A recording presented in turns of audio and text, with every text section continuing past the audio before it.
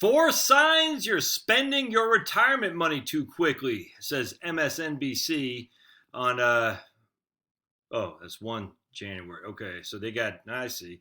It says July 1st, 2020. I guess they put the date first, and where's this lady from? Anyway, the Business Insider, and they got this lady here is a stock page, but I noticed in that docs, 6-hole docs, oxblood docs. Whatever happened the old days were just the outcasts at Doc Martens and tattoos, and now you got. I tell you, I blame Dennis Rodman and Allen Iverson for the tattoo craze. In terms of Doc Martens, who would I blame for that? I don't know.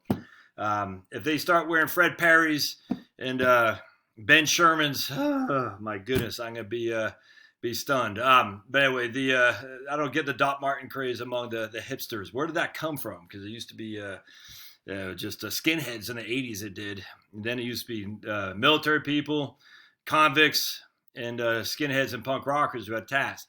Then all of a sudden, out of nowhere, Dennis Rodman, he went from when he was with the Pistons not having any tats, all of a sudden it was tatted up all over the place, and all of a sudden it's so cool. Everybody's got tats now. Tats. I tell you, if I were you and I was looking for a business, I'd be opening a tattoo removal place. I'm just telling you right now. These guys, the hipsters.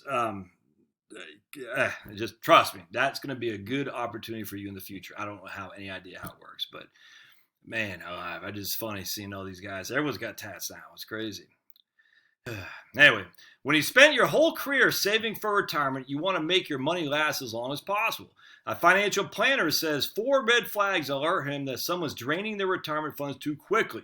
Withdrawing too much a year, an increase in spending, taking on debt, and not adjusting withdrawal rates to the market. All right, well, let's see what they say. This is Greg DuPont out of Columbus, Ohio, who says retirement isn't the time to realize that you're running out of money. He says running out of money is avoidable with careful considerations of how you spend, withdraw, and save money.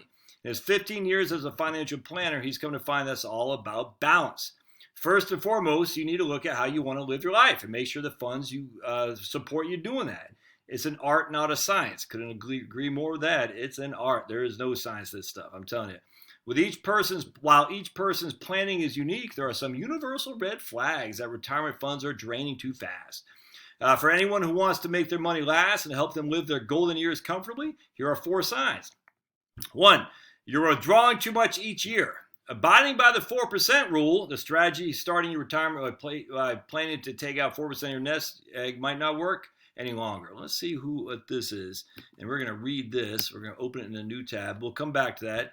I just want to see who the author is here and who there's something wrong. Dead link.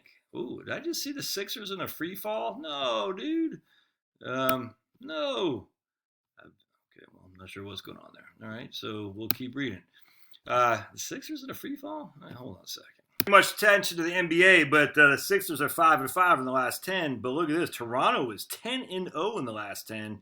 And Milwaukee is 9-1. The Celtics are 8-2. So it looks like we have, as we see here today, 3 dominant teams in terms of the Boston, Toronto, and Milwaukee. Remember Milwaukee Bucks back in the 80s? I forgot. That's crazy.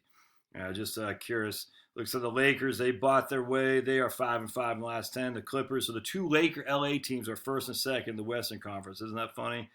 Dallas is 7. I'm going for Dallas because I like that guy.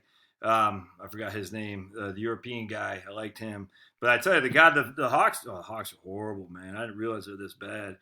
The Hawks got that European guy they got a good player, and I forgot their names. But that guy for the Hawks, he actually donated like a couple $1 million to help people with a medical bill. So kudos to you, my friend. That's fantastic. Oh, man, look at that. Oh, San Antonio Spurs, 22-29. Sorry, Greg Popovich, whatever your stupid name is. The Golden State Warriors, 12-40. Sorry, Steve Kerr. Big fakers. All right, let's keep going because people say, yeah, you talk too long. Don't talk sports. But DuPont says if you don't want to outlive your savings, you might have to plan on taking out less. Morningstar did that a few years ago based on economic conditions leading up to the study, and they reduced that number to 2.8% a year. Data from Morningstar showed that while a 4% withdrawal rate had a 50% chance of the funds lasting a retiree's lifetime, a 2.7% increase those odds at 90%. I can't take it. However, that percentage is based on a specific set of allocation guidelines and even economic circumstances. While it's a rule of thumb, that specific number won't work for everyone. Now, I get it. Okay, I remember the 4% rule is always based on your spending going up and up and up and up each year, linear with inflation. There's no evidence that happens, my friends, none whatsoever. I mean, so to use the 4% rule, you'd have to, if someone's saying that, you say, well, where's the evidence for that? Well, the evidence on the amount you can take out is the Bangin' Bill Bangin', the Trinity study, various studies like that. But where's the evidence of the expenditures going up like that? There is none.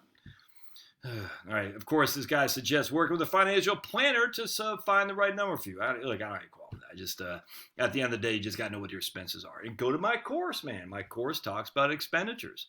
Actually, well, we already gone down this rabbit hole, so I'll stop. But anyway, you're spending more than you used to, and your balance is suffering. If you're spending more each month than you did while you were working, you might be spending too much. Completely agree. Generally, this guy recommends starting to level out your lifestyle costs going into retirement. What I find for most people is that when they get into retirement, their lifestyle costs start to moderate. It's when you start going beyond that where spending becomes a sign of trouble. This is the big one right here. You're taking on debt. I completely agree with that. Having debt is harder to retire. Could not agree with that more. If you can't help it, retirement isn't the time to start taking on new debt. 100%. Here's my plan. This guy says, people come to his office and say, here's my plan. I'm going to be debt-free going into retirement, which is great. But one thing to look for is when people spend beyond their means in a fashion that's driving them into debt.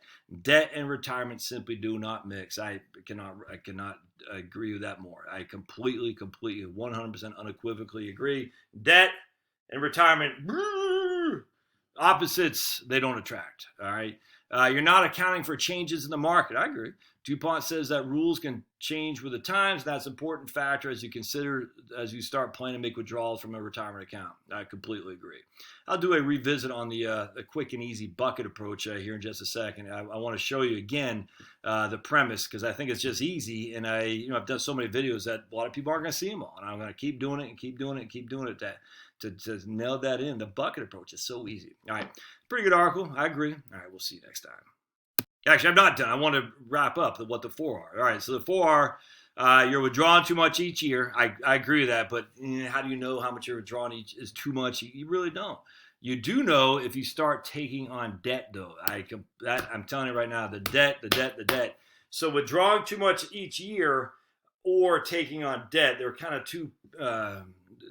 They go on together for sure. It's really, if you're starting to take on debt, that means you're living too large, man. And then I agree, you're not accounting for changes in the market. And the last one, you're spending more than you're used to and your balance is dropping. I agree with that. So those are the 4 things. Hope you like this. Always comments welcome. See ya.